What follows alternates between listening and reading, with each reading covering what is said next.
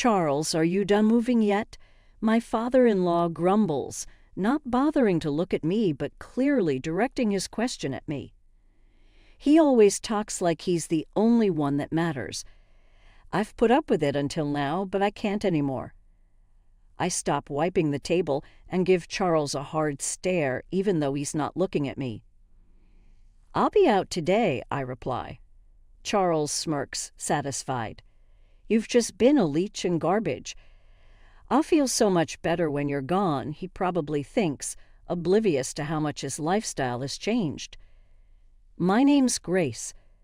I turned 40 this year. I'm married to William and currently staying with my in-laws. It's been a few years since we got married, but we don't have kids. We don't plan on having any, and we can't anyway. I found out shortly after we got married. I met William at a party, and honestly, if I'd known about his infertility from the beginning, I might not have married him. He told me on our wedding day. It felt like my world crashed down on me. We had dreams of a bright future together, imagining ourselves with perhaps 2 kids and discussing potential names for them. William even joined in on picking out names for our future children. But it was all a deception. Or maybe not entirely a deception. Maybe William did desire children and thought about names, despite knowing he couldn't have them. Wasn't that the ultimate betrayal? I married him with the belief that we would create a happy family together, only to be completely deceived by William, whom I trusted implicitly. While some might have immediately filed for divorce upon discovering such a truth, divorce isn't a straightforward option for me. I had already committed to building a family with my in-laws, who are the only ones we can truly call parents. I couldn't just announce to them the day after becoming a family that we were getting divorced. Living with the in-laws meant facing the inevitable question of when we would start a family. So we decided to break the news to them right away. Naturally, we didn't blame Liam. Instead, we attributed our childlessness to a medical issue on my end. When they found out we couldn't have children, my in-laws were livid. "A worthless woman who can't bear children should leave this house immediately," declared my father-in-law Charles, who then began treating me like a servant. From the moment I arrived, I was never treated with respect, always made to feel inferior. I ate alone in the kitchen, cleaning up after the in-laws and William finished their meals. Despite my efforts in the kitchen, I only received scraps. My weight plummeted, and within 6 months of marriage, my wrists were protruding. Previously, it was my mother-in-law Madison who bore the brunt of Charles's anger. But once I joined the family, his focus shifted to me. William noticed Madison's newfound relief.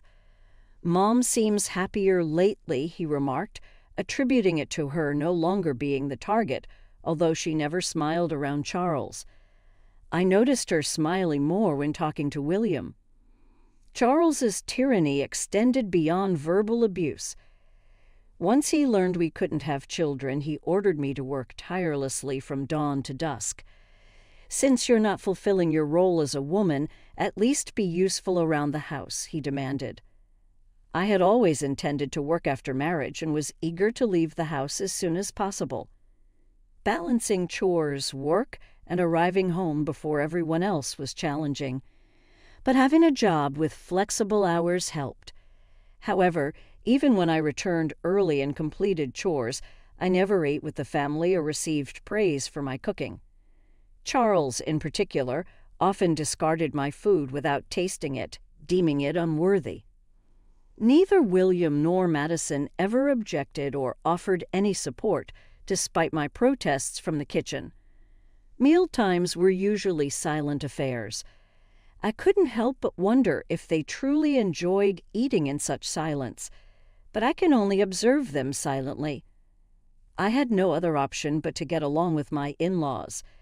I pretended to be friendly and played the role of a devoted wife. I couldn't pinpoint the purpose of it all, but as someone without parents, divorce seemed like an unbearable burden. Then Charles demanded that I hand over all my earnings for the household expenses. I had intended to contribute a portion of my salary, but Charles insisted on all of it, which seemed like an unreasonable demand. What's the point of working if I have no control over my own money? But speaking up was not allowed. Charles's decisions were final, and challenging him wouldn't change anything. It was easier to comply, keeping Charles in a good mood and avoiding the sorrowful looks from Madison and William. Ultimately, the main source of trouble in this marriage was Charles. Madison and William were not as much of a problem. It was Charles who oppressed and tormented me. It appeared that Madison used to handle the household finances, but it became my responsibility after marriage. Isn't this too much for Grace? Madison dared to question. Shut up. Charles dismissed her.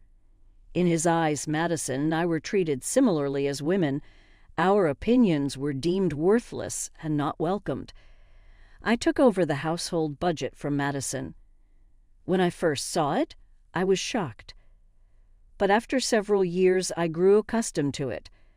Perhaps because there was another source of income.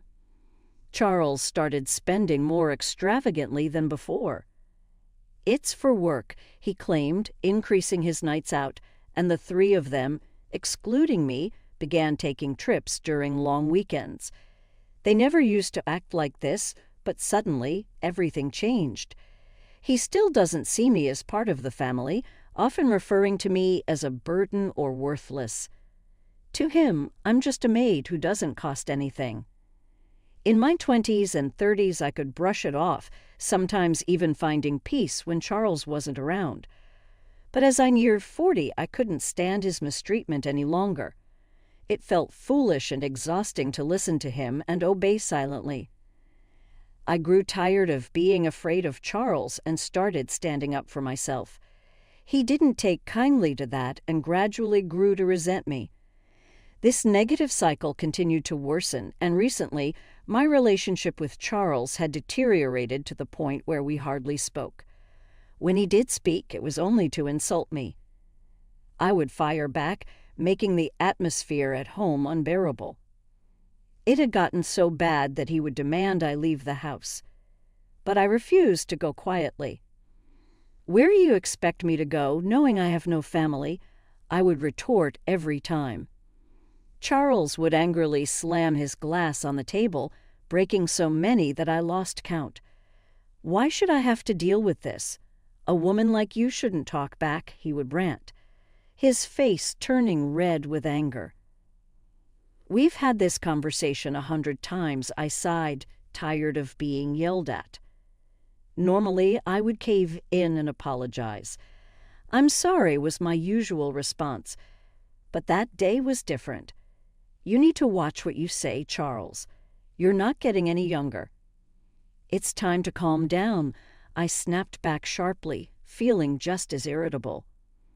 Charles, caught off guard by my defiance, was furious. Who do you think you're talking to? I am the head of this household. A wife like you shouldn't have opinions, he barked. I knew I had crossed a line, but I couldn't stop myself. I've been your wife for years. Isn't it time I'm treated like a human being? You're retired now, with less income. It seems the tables are turning, I continued, unable to contain my pent-up frustration. I confronted Charles directly, and he responded by grabbing me by the collar. I don't need someone like you in my house. I don't want to see your face anymore. Pack your things and leave immediately. He yelled so loudly that the furniture shook. Though I should have apologized right then, I couldn't hold back any longer. Fine, you want me to leave? That's what will make you happy, isn't it, Charles? I challenged him, meeting his gaze defiantly. Yes, he spat out, unable to remain silent any longer. Then I'll do it, I declared. He stormed off to his room with a loud noise, and I, feeling somewhat calmer, began cleaning the living room, which Charles had left in disarray. Madison came to check on me with a worried expression, but left without saying anything, returning to her own room. I realized I had no place in this house anymore. Neither William nor Madison would stand up for me. Years of enduring mistreatment had finally erupted, leaving me feeling more isolated than ever. The next morning, I followed my usual routine, waking up early to start my day. Charles emerged from his room and entered the living room, settling onto the sofa with a newspaper, paying me no mind. Without even glancing up, he casually asked, "Have you finished moving yet?" It was impossible for me to have relocated so swiftly after the events of yesterday. I assumed it was merely a drunken outburst, not a serious demand. Surely he was referring to leaving the house, right? "When do you plan on departing? You know you no longer have the right to reside here," Charles continued, still not meeting my gaze, halting my task. I turned to face him directly. If he truly intends for me to leave, then I must respond seriously. "I'll be gone by today," I declared firmly. Nearby, Madison, frozen with concern, cast a worried glance in my direction. It was evident that once I departed, Charles would refocus his animosity towards her, and she didn't want me to leave. However, Charles had made up his mind. Apologizing and staying was never an option. With a satisfied laugh from Charles echoing behind me, I hurriedly gathered my belongings and left the in-laws' home, uncertain of my destination. I felt a sense of liberation. I sent a message to William, who was already away. Please proceed with the divorce proceedings. A lawyer would reach out to him. With that, I powered off my phone. In the following days, I engaged a lawyer who reached out to William and the in-laws. Charles, convinced that divorce was inevitable, pressured William to swiftly sign the papers. William hesitated, glancing back and forth between me and the divorce documents. But there was no room for second thoughts. With Charles's insistence and my determination to move forward, he reluctantly complied. "We have no money to spare for a woman like you, but dealing with lawyers is a nuisance, so I'll foot the bill," Charles grumbled, his arrogance palpable. The lawyer offered a wry smile at his demeanor, despite his reluctance. William signed the agreement under Charles's stern gaze, in the presence of the lawyer. I added my signature, and the divorce was finalized. We settled the distribution of assets, and I received compensation for the harassment I had documented. It proved wise to invest in legal support rather than navigate the process alone. Concerned about his reputation, Charles opted to avoid complications by involving lawyers. As the manager of household finances, I was privy to Charles's financial situation, allowing me to propose a settlement within his means. With the property division and harassment compensation settled, I embarked on a comfortable life in my own apartment. While solitude was once daunting, my time living with the in-laws and going through a divorce taught me to appreciate the tranquility of my own space. I relished preparing meals for myself, reveling in the peace of not having anyone to answer to. One day, roughly 3 months post-divorce, Charles's incessant calls flood my phone. Assuming it's nothing positive, I ignore them. But his persistence forces me to accidentally answer. "What have you done to my house?" His voice reverberates loudly, even without the speaker mode. Instinctively, I pulled the phone away from my ear. "I haven't done anything." "I simply left the house as you instructed," I replied defensively. Unsatisfied with my response, Charles continues to berate me. "How can you claim you've done nothing? I'm receiving notifications about withdrawal issues since you left." Ah, so he's upset about the withdrawal problems and blames me. "I don't know. I didn't take any action. I managed everything according to your direction and paid all dues," I respond, a sense of satisfaction creeping in as I understand why Charles is upset. I suppress a grin, relieved he can't see my reaction. "That's absurd. Before you arrived, we managed fine with mine, Madison's, and William's incomes. How much were you earning anyway? I recall that I never disclosed my salary details to Charles. $445,000 take-home, I reveal. Charles emits a noise akin to a squashed frog before falling silent. In reality, my job in sales at an investment trust firm primarily consisted of commission-based earnings contingent on the returns I generated for investors. However, much of it was diverted due to Charles's extravagant spending. Nonetheless, I had wisely invested my inheritance, generating some additional income. It wasn't a substantial amount, but it helped cover living expenses. I relied on this income to purchase necessities. Although during the property distribution, only William's savings were considered. This was because only assets acquired during our marriage were subject to distribution, excluding the inheritance from my parents and its earnings. Since I utilized all earnings for household expenses throughout the marriage, I had no savings accumulated over the years. The Charles family spent money lavishly, unaware that I was compensating for it.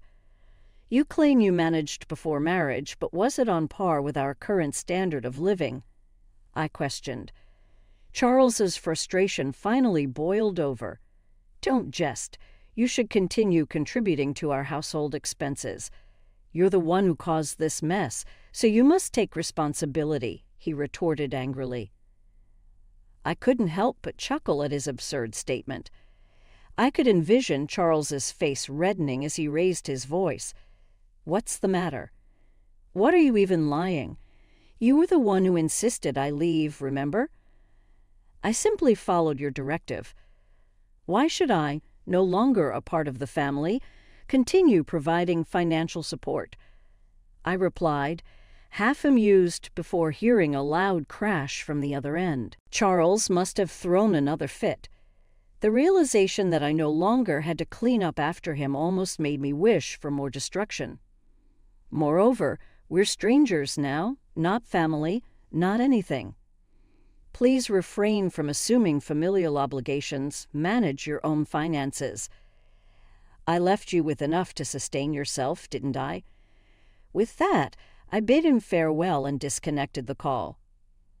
I anticipated more calls from Charles, but none came.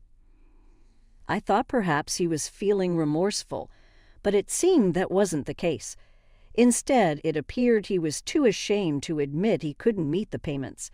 He resorted to pressuring William and Madison to borrow money from financial institutions to cover their expenses. While payments were made, it only led to accumulating debt. Refusing to adjust their lifestyle, they continued living beyond their means. Continuing like this will only lead to more debt. You need to make changes, I warned. But they persisted, unable to meet their financial obligations and sinking further into debt each month. William reached out to me, foolishly considering reconciliation and even suggesting severing ties with his father to reunite.